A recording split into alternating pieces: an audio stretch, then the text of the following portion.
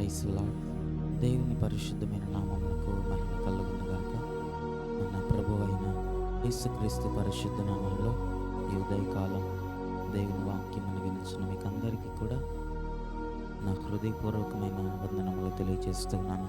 ప్రియులారా, దేవుని యొక్క అత్యున్నతమైన ప్రేమ, ఆయన యొక్క శాశ్వతమైనటువంటి కృప, వాత్సల్యత ప్రభు మన ఎడల చూపించి గడిచిన దినమంతా ప్రభు తన రెక్కల చాటును ప్రభు మనలను దాచి, ఆయన రెక్కల నీడను ప్రభు మనకు ఆశ్రయం కలుగజేసి, అపాయములలో నుండి, శోధనలలో నుండి ప్రభు మనలను తప్పించి, ప్రభు మనలను కాపాడి, మరలా ఈ నూతన దినమందు దేవుని స్తుతించుటకు, ఆయనను కీర్తించుటకు, ఆయన మేలులను బట్టి, ఆయన చేసిన ఉపకారములను బట్టి ఆయనకు కృతజ్ఞతాస్తుతులను చెల్లిస్తూ, ఇంకా దేవుని ప్రేమను రుచి చూచి మనము తెలుసుకుని ఆయన కృపలో మనం నిలబడటకు ప్రభు ప్రేమతో మనకి దినాన్ని అనుగ్రహించారు.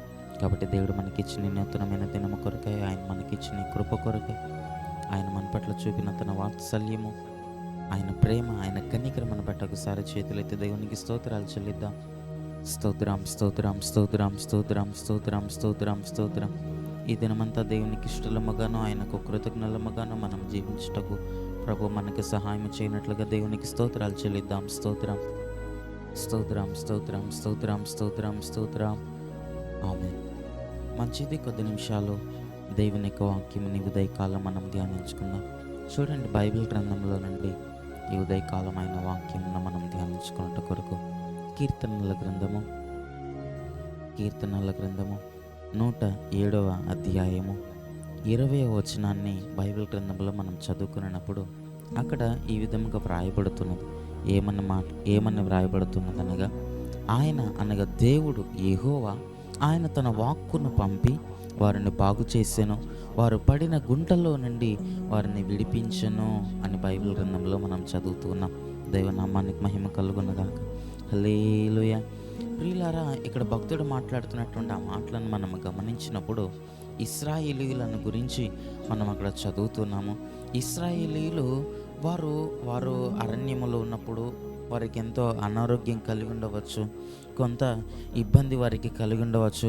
అయితే వారి కష్ట దినమందు ఆ పై వచనాన్ని మనం చదివినప్పుడు, 19వ వచనాన్ని మనం చదువుకున్నప్పుడు, కష్టకాలమందు వారు యెహోవాకు మొరపెట్టిరి, ఆయన వారి ఆపదల్లో నుండి వారిని విడిపించును, ఆయన తన వాక్కును పంపి వారిని బాగు చేసెను, వారు పడిన గుంటల్లో నుండి వారిని విడిపించును అని అక్కడ వ్రాయబడుతున్నది. దేవునామానికి మహిమ కలుగునగాక. ఆ రోజుల్లో ఇశ్రాయేలీయుల ప్రజలకట దేవుడు తన వాక్కును పంపి వారిని బాగు చేశాడట.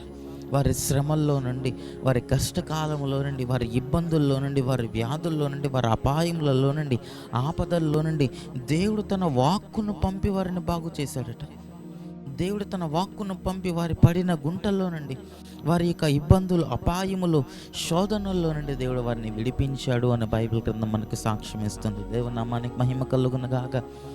ఎప్పుడు దేవుడు వారిని విడిపించారనగా, వారు ఆయనకు మొరపెట్టగా, కష్టకాలమందు యెహోవాకు వారు మొరపెట్టి ఉన్నారని లేఖన భాగంలో మనం చదువుతున్నాం. ప్రియులారా, మనకి ఆత్మీయ జీవితాల్లో కూడా దేవునికి మనం మొరపెట్టినప్పుడు, దేవుని యందు మన విశ్వాసం ఉంచినప్పుడు, దేవుని యందు మనం నమ్మిక ఉంచినప్పుడు, నీ కష్ట దినమందు, నీ శ్రమలో, నీ ఆపదల్లో, నీ శోధనలో, నీ ఇబ్బందుల్లో, నీ ఇరుకులో ఆయనకు నీవు మొరపెట్టగా ఆయన తన వాక్కును మన యుద్ధకు పంపించి మనలను బాగు చేస్తాడట. దేవుని నామానికి మహిమ కలుగునగాక. ఆయన తన వాక్కును పంపి నీ హృదయంలో ఉన్న అసమాధానమును తొలగించేటువంటి దేవుడు, మనలో ఉన్నటువంటి పాపం మీద మనకు జయమునిచ్చేటువంటి దేవుడు, అపాయములలో నుండి మనల్ని తప్పించేటువంటి దేవుడు, శోధనల్లో నుండి, నీ కష్ట దినముల్లో నుండి, నీ కష్ట కాలంలో నుండి నీకు విమోచన, విడుదలను కలుగు చేసేటువంటి దేవుడట. దేవుని నామానికి మహిమ కలుగునగాక. ఆయన తన వాక్కును పంపిస్తాడటండి మన దగ్గరకు. ఆయన దైవజనుల ద్వారా కావచ్చు, ఏ విధము చేతనైనా ఆయన తన వాక్కును పంపి మనల్ని బాగు చేస్తాడు. ఆయన తన వాక్కుని ఎద్దుకు పంపించి నిన్ను ఆదరిస్తాడట. అందుకని బైబిల్ గ్రంథంలో భక్తుడు అంటున్నాడు కదా, ఆయన వాక్కు, దేవుని యొక్క వాక్యము నాకు జీవమునిచ్చింది, నాకు ఆదరణనిచ్చింది, నాకు వెలుగునిచ్చింది అని భక్తుడి లేఖన భాగంలో మాట్లాడుచున్నాడు. ప్రియులారా, మనకి ఆత్మీయ జీవితాల్లో దేవుని దగ్గర మన విశ్వాసం ఉంచి ఆయనకు మొరపెట్టినప్పుడు ప్రభు మన జీవితాల్లో గొప్ప కార్యములను చేయగలుగుతాడు. ప్రభు మన జీవితంలో ఆశ్చర్య కార్యములను చేయగలుగుతాడు. ఆ రోజుల్లో భక్తులు దేవుని దగ్గర కష్టకాలం ముందు వారు దేవుని దగ్గర మొరపెట్టగా దేవుడు వారి మొరను ఆలకించాడు. దేవుడు వారి అపాయములలో నుండి దేవుడు వారిని తప్పించాడు. వారి శోధనలో నుండి దేవుడు వారిని తప్పించాడు. వారి యొక్క కష్టకాలం ముందు దేవుడు వారికి ఆదరణని ఇచ్చాడు. వారికి ఆరోగ్యమును ఇచ్చినాడు. తన వాక్కును వారి ఎద్దుకు పంపి, మిమ్మలను స్వస్థపరచు యెహోవాను నేనే, మిమ్మలను నేను ఆదరించుదును. తల్లి మరిచినను తండ్రి మరిచినను నేను మిమ్మలను మరువను. ఇదిగో చూడుము, నా అరచేతుల మీదనే నేను చెక్కుకొని ఉన్నాను, నా రెక్కల చాటున నిన్ను కాయుచున్నానని దేవుడు తన వాక్కును పంపి వారిని బలపరిచాడు, వారిని బాగు చేశాడు, వారిని ఆదరించాడు. దేవుడు తన రాకుడు కొరకు వారిని సిద్ధపరిచాడు. మనలను కూడా మనకి ఆత్మీయ జీవితాల్లో కూడా మనం ఎప్పుడైతే దేవుని దగ్గర మొరపెడతామో, మన కష్ట దినమందు నీ కష్టమును చూచి మనము కృంగిపోయేటువంటి వారముగా మనం ఉండకూడదు. శ్రమను చూచి కృంగిపోయేటువంటి వారముగా మనం ఉండకూడదు. శ్రమ దినమందు కృంగిన ఎడల చేతకాని వారముగా మనం ఉంటామట. మన దేవుడు శక్తిమంతుడై ఉన్నాడు. మన దేవుడు సర్వోన్నతుడై ఉన్నాడు. మన దేవుడు సైన్యములకు అధిపత్యకు దేవుడై ఉన్నాడు. ఆయన దగ్గర నీవు మొరపెట్టినప్పుడు, ఆయన దగ్గర నీవు ప్రార్థించినప్పుడు తన వాక్కును పంపి నిన్ను బాగు చేస్తాడట. తన వాక్కు నీ యొద్దకు పంపి నిన్ను స్వస్థపరుస్తాడు. నీ కష్టంలో నుండి నిన్ను విడిపిస్తాడు.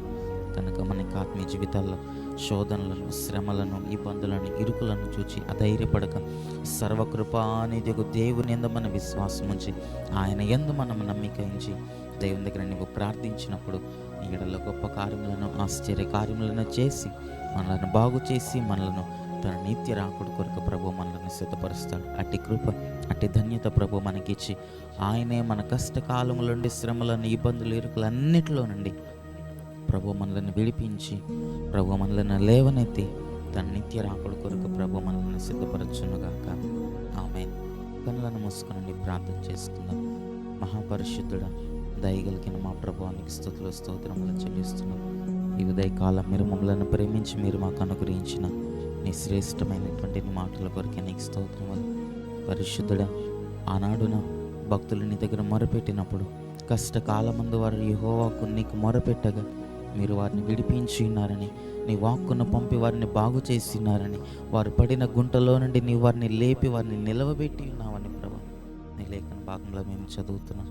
మా యొక్క ఆత్మీయ జీవితాల్లో కూడా మేము నీ దగ్గర మొరపెట్టి, నీ దగ్గర ప్రార్థించి, శ్రమలలో, శోధనలలో, ఇబ్బందుల్లో, వ్యాధుల్లో మీరు మా పక్షముగా ఉన్నారని, మీరు మా పక్షమున మాకు జయమును అనుగ్రహించే దేవుడు అని ప్రభు మేము నీ యందు విశ్వాసం ఉంచి, నీ యందు నమ్మిక ఉంచి నీకు మొరపెట్టి జయమును పొందినట్లుగా, విడుదలను పొందినట్లుగా మాకు సహాయం అనుగ్రహించండి. వాక్యం విన్న ప్రతి ఒక్కరిని మీరు దీవించండి, ఆశీర్వదించండి. వారి కష్టంలో, వారి శోధనలో, వారి ఇరుకులో, వారి బాధల్లో, వారి వ్యాధుల్లో మీరు వారి పక్షముగా ఉండండి. నీ హస్తమును వారికి తోడుగా ఉంచి, నీ దక్షిణాస్తమ మూలముగా నీ వాక్కును పంపి వారికి జయమునిచ్చి, వారిని బాగు చేసి, వారిని విడిపించి, కష్టముల, నష్టముల, శోధనలు నీ యందు విశ్వాసం ఉంచి జయము పొందుట మాకు నేర్పించి మీరు ఆకుడు కొరకు మమ్మల్ని సిద్ధపరచమని, ఈ దినమంతా నీ కృపాక్షేమములను మాకు తోడుగా ఉంచమని యేసయ్య నామములో ప్రార్థించి కృపను పొందుకొని నామ తండ్రి.